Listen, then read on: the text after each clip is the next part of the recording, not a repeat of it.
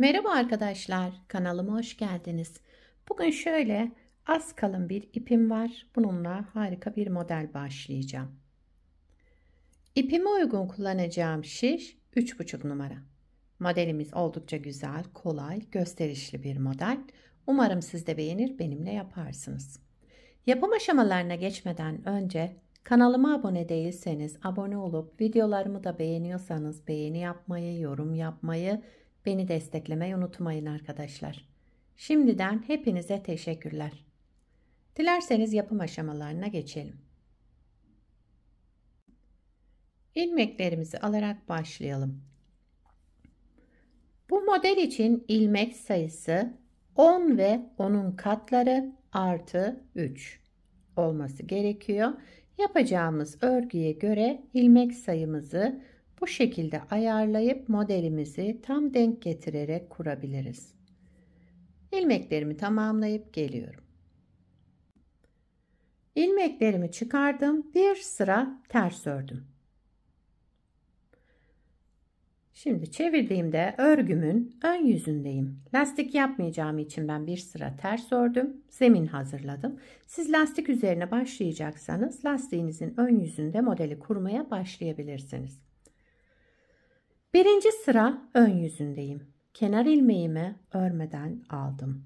Kenar ilmeğinden sonra 4 ilmek düz. 4 ilmek düz ördüm.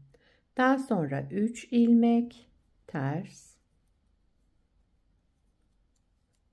3 ilmek ters, arada 7 ilmek düz, kenarlarda 4 düz olacak, sıra başında sıra sonunda ortalarda 7 düzümüz olacak.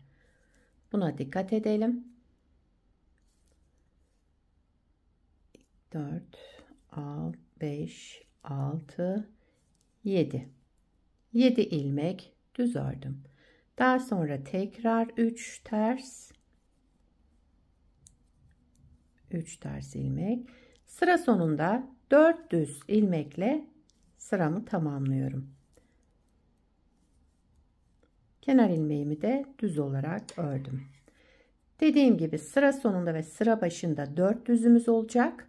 Ortalarda 7 olacak. Ben şöyle 2 model üzerinden anlattığım için şöyle ortada bir tane 7'miz var. Ama ilmekleri çoğalttığınız zaman işte kenarlarda 4 düz, ortalarda 7 düzle devam edeceksiniz. İkinci sıra arka yüzündeyim. Kenar ilmeğimi örmeden aldım. Bütün ilmeklerimi ters örüyorum. Bu modelde arka yüzünde farklı işlem yapmayacağız. Yani artma, eksiltme, düz ilmek örme yok. Sadece bütün ilmeklerimizi ters olarak örüyoruz sıra sonuna kadar.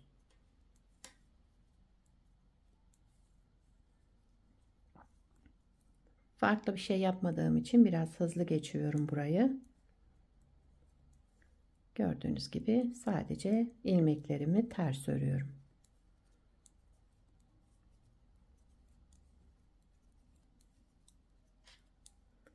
Kenar ilmeğimi de düz olarak ördüm. İkinci sıramı tamamladım.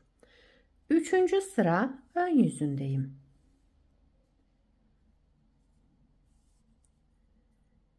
Kenar ilmeğimi örmeden aldım. Kenar ilmeğinden sonra 3 düz ilmeğimiz. Evet, kenar ilmeğinden sonra 3 düz ilmek ördüm. Devamında 5 ters ilmek. 2, 3, 4, 5. Bakın 5 ters ilmek ördüm. Arada 5 düzümüz kaldı şimdi. Birer tanesini bakın buradan ters olarak ördüm. Bir de diğerini de öreceğim. Arada 5 düz ilmek. 5 tersten sonra 5 düz ördüm. Şöyle. Şimdi yine 5 ters ilmek. 1, 2, 3, 4, 5. 5 ters ilmek. Sıra sonunda 3 düz.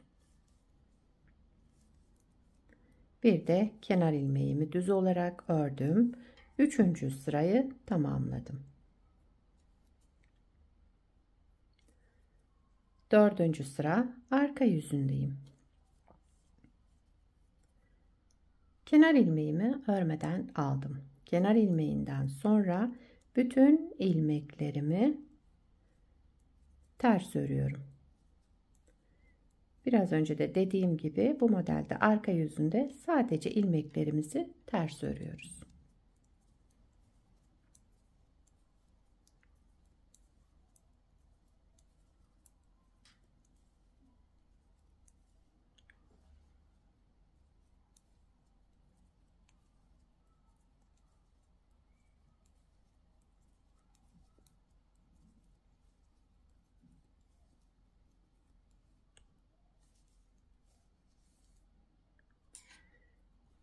Beşinci sıra ön yüzündeyim.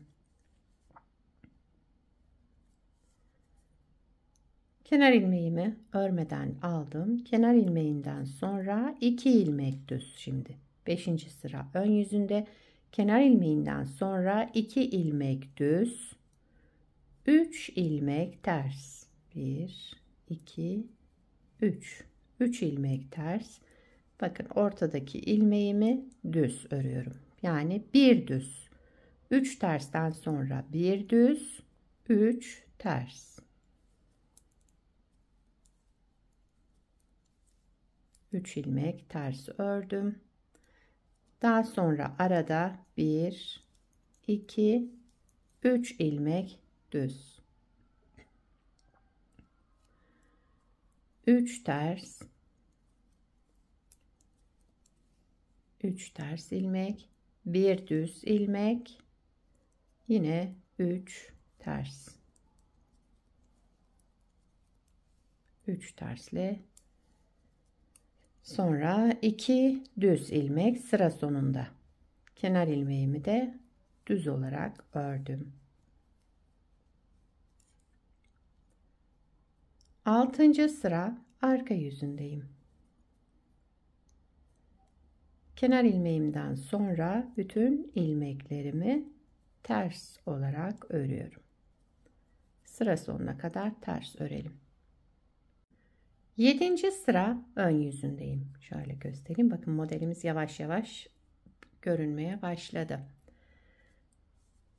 7. sıra ön yüzünde kenar ilmeğimi örmeden aldım. Bir düz ilmek ördüm hemen sıra başında. Daha sonraki düzümü ters örüyorum. 1 2 3 ilmek ters ördüm. 3 ilmek tersten sonra 1 2 3 ilmek düz. Yine 3 ters. 2 3 ilmek ters ördüm. Ortada kaldı bir düzümüz. Daha sonra yine 3 ters, 3 ters, 3 düz ortada. Şu V olan modelin ortasında 3 düz. Bakın buradaki düzümüz bir tane kaldı. Kenarda da bir düz. Ortadaki şu 3 düzden sonra tekrar 3 ters. Kenarda bir düz, bir de kenar ilmeğimi düz olarak ördüm. 7. sıramı tamamladım. 8. sıra arka yüzündeyim. Kenar ilmeğimi örmeden aldım. Bütün ilmeklerimi ters örüyorum. Burada biraz hızlı öreceğim. Çünkü farklı işlem yok burada.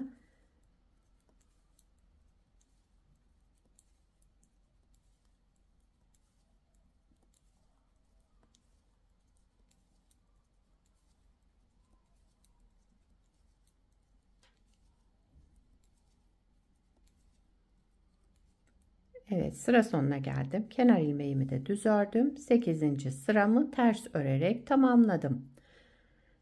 Evet arkadaşlar, modeli bir kez kurmuş oldum. Şimdi arada birkaç sıra düz, ön yüzünde düz, arka yüzünde ters örerek Arada bir boşluk yapacağız. Ondan sonra tekrar bu modeli kuracağız. Modelde kaydırma yok. Aynı şekilde kuracağız. Şu aradaki ben 4 sıra düz öreceğim. Yani ön yüzünde düz, arka yüzünde ters örerek 4 sırayı tamamladıktan sonra geliyorum. Evet, 4 sırayı tamamladım. Bakın ön yüzünde düz, arka yüzünde ters örerek 4 sırayı tamamladım. Şöyle 1, 2, 3, 4. Şimdi tekrar modeli birinci sıradan başlayacağız. Eğer isterseniz bu aradaki boşluğu daha fazla da yapabilirsiniz, daha az da yapabilirsiniz. Sizin zevkinize kalmış. Ben 4 sıra yaptım. Modeli tekrar kuralım. Birinci sırasını beraber kuralım.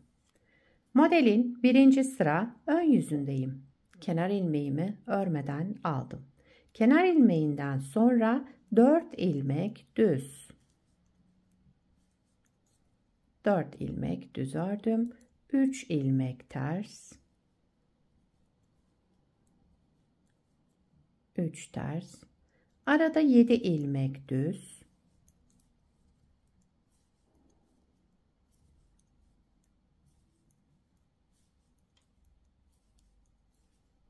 7 ilmek düz ördüm.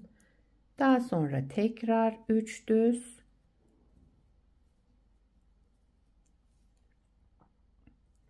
Sıra sonunda 4 düz. 4 düz ilmek, bir de kenar ilmeğimi düz olarak ördüm. Birinci sıramızı tamamladık. Bakın modeli tekrar kurduk. Model böyle devam edecek. Şurada birinci sırada ne yaptıysak aynı şekilde kurduk. Buraya kadar herhalde anlaşılmıştır. Bundan sonrasını anlayamadığınız yer olursa tekrar videoyu izleyerek yapabilirsiniz. Dediğim gibi aradaki boşluğu da siz istediğiniz sayıda bırakabilirsiniz. Ben 4 sıra bıraktım. Siz 2 sıra bırakabilirsiniz. 6 sıra bırakabilirsiniz. Nasıl isterseniz. Bu modeli lastik üzerine de kurabilirsiniz. Lastiksiz de kullanabilirsiniz. Evet, modelin bir de ilerlemiş halini göstereyim size. Bunu da daha önce yaptım. Hazırladım şöyle. Bakın bunu da 4 model üzerine kurdum. Sıra başında ve sıra sonunda bakın ilk sırada 4 düz ilmeğimiz var. Aralarda 7. Bu alt başlama tekniğini de farklı kullandım bunda. Şöyle bir farklı görüntüsü olsun diye.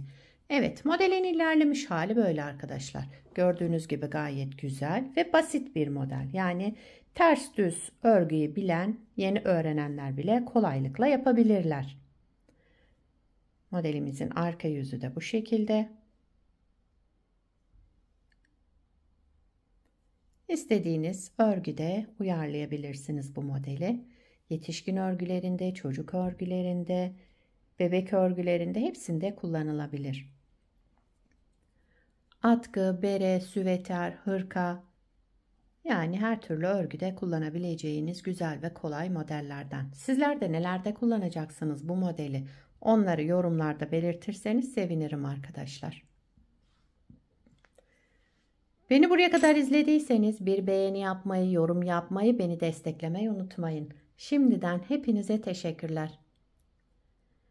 Yapacak olanlara kolay gelsin. Bir sonraki videoda görüşmek üzere. Hoşça kalın.